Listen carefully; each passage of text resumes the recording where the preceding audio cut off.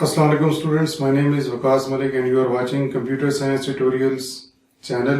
उम्मीद करता हूँ कि आप सब लोग खैरियत से होंगे। आज के जो हम चैप्टर पढ़ने जा रहे हैं, ये चैप्टर आपका सेकंड ईयर कंप्यूटर की बुक का सेकंड चैप्टर है, जिसके अंदर हम पहले टॉपिक जो पढ़ेंगे वो है जी कीज इन डेटाबेस। डेटाबेस के अंदर कौन कौन सी कीज इस्तेमाल की जाती हैं, ये लॉन्ग क्वेश्चन के तौर पे भी इम्पोर्टेंट है और शॉर्ट क्वेश्चन के अंदर भी ये कीज पूछी जा सकती हैं।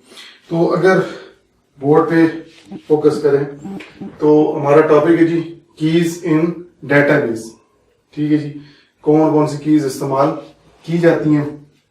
उसके बाद हम पहले डेफिनेशन पढ़ेंगे की क्या है, फिर उसके बाद हम प्राइमरी की, फिर पॉइंट्स अबाउट प्राइमरी की, कंपोजिट की कौन सी होती है, कैंडिडेट की कौन सी होती है, अल्टरनेट की कौन सी होती है, सॉर्ट की कौन सी होती है और सेकेंडरी की। ठीक है, फॉरेन की भी पढ़ेंगे। तो सबसे पहले मैं आपको बताता हूँ जी कि की होती क्या है। ठीक है, बोर्ड के ऊपर सिर्फ मैंने वो हेडिंग्स में पॉइंट्स लिखे हैं, लेकिन आपको टेबल से समझाऊंगा। लेकिन अभी सिर्फ यहाँ पे मेरी तरफ आपने फोकस करना है, जो मैं बोलूंगा चीजें वो आपने गौर से सुननी है। की एक एट्रीब्यूट होता है, टेबल के अंदर हम जो कॉलम होता है उसको हम एट्रीब्यूट या फील्ड का नाम भी देते हैं। तो की एक एट्रीब्यूट होता है, ये एक से ज्यादा एट्रीब्यूट्स होते हैं जो हमें टेबल के अंदर रिकॉर्ड को आइडेंटिफाई करके दिखाते हैं, यूनिकली आइडेंटिफाई करते हैं कि इस टेबल के अंदर कौन कौन सी रिकॉर्ड्स मौजूद हैं। हम ये कह सकते हैं कि एक टेबल के अंदर रिकॉर्ड्स को यूनिकली आइडेंटिफाई करने के लिए हम कीज का इस्तेमाल करते हैं। अब डेटाबेस के अंदर जो कीज हैं वो आपको मैंने बता दी हैं। फॉरेन की भी होती है, प्राइमरी की भी होती है, कंपोजिट की भी होती है, कैंडिडेट की भी होती है, अल्टरनेट की, सॉर्ट की, इस तरह की सारी कीज इस्तेमाल की जाती हैं। तो सबसे पहले हम बात करते हैं कि हमारी जो पहली की है इसका जिक्र करते हैं प्राइमरी की। ठीक है जी, कि प्राइमरी की कौन सी होती है। प्राइमरी की ऐसी की जो आइडेंटिफाई करती है रिकॉर्ड, यूनिकली आइडेंटिफाई करती है जो रिकॉर्ड, उसको हम प्राइमरी की कहते हैं। अब इस टेबल के अंदर अगर देखें, इस टेबल के अंदर मैंने रोल नंबर, अब आपको शायद नजर आ रहा है या नहीं, रोल नंबर, नेम, सिटी है।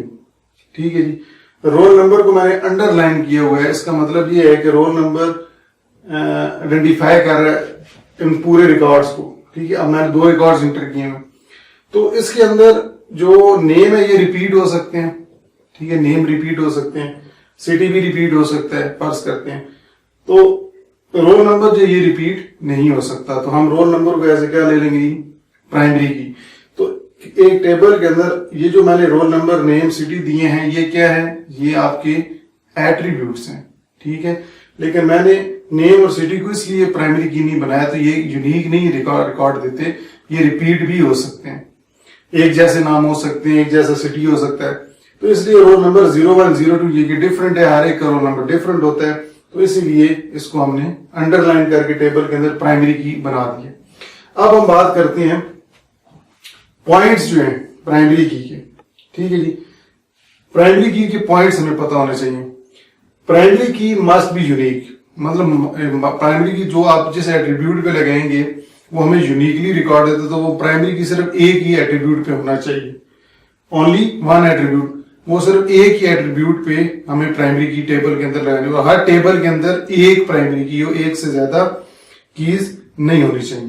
प्राइमरी की एक टेबल के अंदर एक ही होती है। Not contain null values. ठीक है जी, प्राइमरी की जो होती है उसके अंदर नल वैल्यूज मौजूद नहीं होनी चाहिए। जब नल वैल्यूज होंगी तो ऑटोमेटिकली हमें वो रिकॉर्ड नहीं मिलेगा। तो ये तो हमने पढ़ लिया कि जी प्राइमरी कीज के रूल्स के, प्राइमरी की टेबल के अंदर एक होनी चाहिए, एक से ज्यादा नहीं होनी चाहिए, और एक एट्रीब्यूट पे प्राइमरी की इंप्लीमेंट की जाती है, और प्राइमरी की वैल्यू नल नहीं हो, नल का मतलब है एम्प्टी नहीं होनी चाहिए। अब हम नेक्स्ट बात करते हैं कंपोजिट की। कंपोजिट की कौन सी होती है। कंपोजिट की जो होती है जो कि प्राइमरी, एक से ज्यादा प्राइमरी की एट्रीब्यूट पे डिपेंड कर रही है। मतलब अब जैसे टेबल के अंदर अगर रोल नंबर देखें, रोल नंबर भी रिपीट हो रहे हैं। ठीक है जी, रोल नंबर आपके 01, 01, 02, 02। ठीक है, सब्जेक्ट भी इंग्लिश उर्दू रिपीट हो रहे हैं। लेकिन हमने क्या फाइंड करना है जी, इस टेबल के अंदर हमने मार्क्स फाइंड करने हैं। तो उसके लिए अब देखें, हम रोल नंबर एक कॉलम को नहीं ले सकते। क्यों नहीं ले सकते? इसके अंदर 1 रिपीट हो रहा है, 2 रिपीट हो रहा है। तो फिर हम क्या करते हैं, एक और एट्रीब्यूट जो है उसको भी अंडरलाइन करके इन दोनों को एक की बना देते हैं और उन दोनों की को हम नाम दे देते हैं कंपोजिट प्राइमरी की। तो अब क्या है कि 01 इंग्लिश देखें और 02 इंग्लिश देखें तो अब डिफरेंट हो गए, क्योंकि 02 यहाँ और है, 01 और है। इंग्लिश बेशक सेम होते रहे, लेकिन हम रोल नंबर की बेस पर हमने डिफरेंशिएट कर लिया। तो ये हमें यूनिकली फिर मार्क्स फाइंड करके दिखा सकते हैं। तो कंपोजिट की क्या होती है कि जो कि हमें आसानी से रिकॉर्ड फाइंड करके दिखा देती है on the basis of 2 attributes. मैंने 2 बताया, कंपोजिट के अंदर हम 2 बना सकते हैं। अब बात करते हैं नेक्स्ट कैंडिडेट की। कैंडिडेट की जो होती है ये आप मिसाल के तौर पे ये ऐसी कीज होती है जिनको हम प्राइमरी की के तौर पे सिलेक्ट कर सकते हैं। अब मिसाल के तौर पे रजिस्ट्रेशन नंबर है और रोल नंबर है, हम इन दोनों को आइडेंटिफाई कर सकते हैं किसी भी रिकॉर्ड को मेंटेन करने के लिए, मतलब ये रिकॉर्ड को सर्च करने के लिए या रिकॉर्ड को उस टेबल के अंदर ऑर्गेनाइज फॉर्म में रखने के लिए। तो सर्चिंग के अंदर हम रजिस्ट्रेशन नंबर और नंबर दोनों को इस्तेमाल कर सकते हैं, लेकिन हम कह सकते हैं कि ये दोनों कीज जिनकी बेस पर हमें आसानी से रिकॉर्ड्स मिल सकते हैं, तो ये दोनों कीज हम ऐसे रख लेंगे कैंडिडेट कीज, इनको हम कहेंगे कैंडिडेट कीज। तो कैंडिडेट कीज वो कीज होती हैं जिनको हम आसानी से इस्तेमाल करके रिकॉर्ड सर्च कर सकते हैं। ये एक टेबल के अंदर एक से ज्यादा भी हो सकती हैं। अब इसी को लेते हुए आगे चलते हैं अल्टरनेट की। जो अल्टरनेट की है ये कैंडिडेट कीज की बेस पर ही होती है। जिस तरह भी मैंने कहा कि रजिस्ट्रेशन नंबर रोल नंबर यहाँ दोनों एज ए कैंडिडेट कीज के तौर पर ली जाएंगी, क्योंकि दोनों आइडेंटिफाई कर सकते हैं। लेकिन अगर हम यहाँ बात करें को रजिस्ट्रेशन नंबर और रोल नंबर को, अगर फर्ज करें आपने रजिस्ट्रेशन नंबर को अंडरलाइन करके ये की बना ली है, तो ये आपकी प्राइमरी की हो जाएगी। और जो दूसरी की, क्योंकि ये मुतबादल हम ले सकते हैं आइडेंटिफाई करने के लिए रिकॉर्ड, लेकिन अभी हमने नहीं ली, तो ये की रोल नंबर आपकी अल्टरनेट की हो जाएगी। रजिस्ट्रेशन नंबर आपकी प्राइमरी की हो जाएगी, रोल नंबर की आपकी अल्टरनेट की होगी। लेकिन ये दोनों आइडेंटिफाई करने के लिए इस्तेमाल हो सकती है। लेकिन जब आपने डिसाइड कर लिया है कि रजिस्ट्रेशन नंबर ही आपने प्राइमरी की लेना है, तो फिर रोल नंबर आपकी अल्टरनेट की हो जाएगी और रजिस्ट्रेशन नंबर आपकी प्राइमरी की हो जाएगी। तो ये आपकी अल्टरनेट कीज होगी। फिर हम पढ़ते हैं कि जी सॉर्ट की कौन सी होती है, इसे हम कंट्रोल की भी कहते हैं।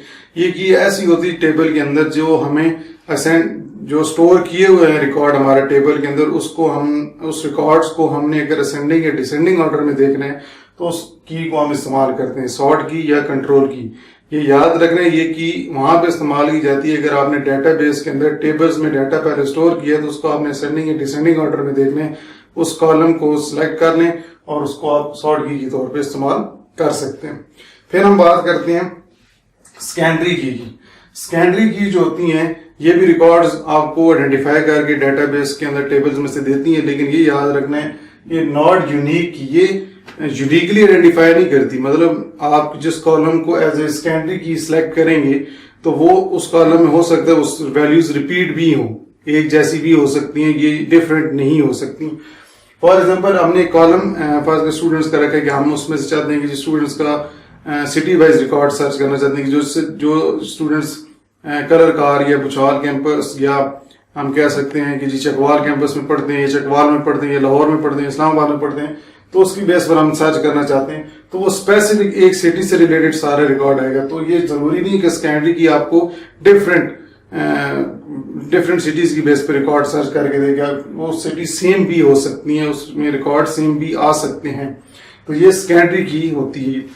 फॉरेन की अब यहाँ पे टेबल नहीं बना, मैं आपको जबानी बता देता हूँ। अगर फर्ज करते हैं, एक मिसाल देता हूँ मैं आपको कि एक टेबल रिजल्ट स्टूडेंट के मार्क्स हमने फाइंड करने हैं, तो एक टेबल के अंदर स्टूडेंट का रोल नंबर है, उसका नाम है, ठीक है। एक टेबल के अंदर स्टूडेंट का रोल नंबर और नाम है, रोल नंबर को हमने प्राइमरी की बना लिया। ये जो टेबल मैंने अभी बताया स्टूडेंट के जिसके अंदर रोल नंबर और नेम होगा, ये आपका पेरेंट रिलेशन होगा। एक और टेबल होगा जिसके अंदर स्टूडेंट के मार्क्स होंगे सब्जेक्ट वाइज।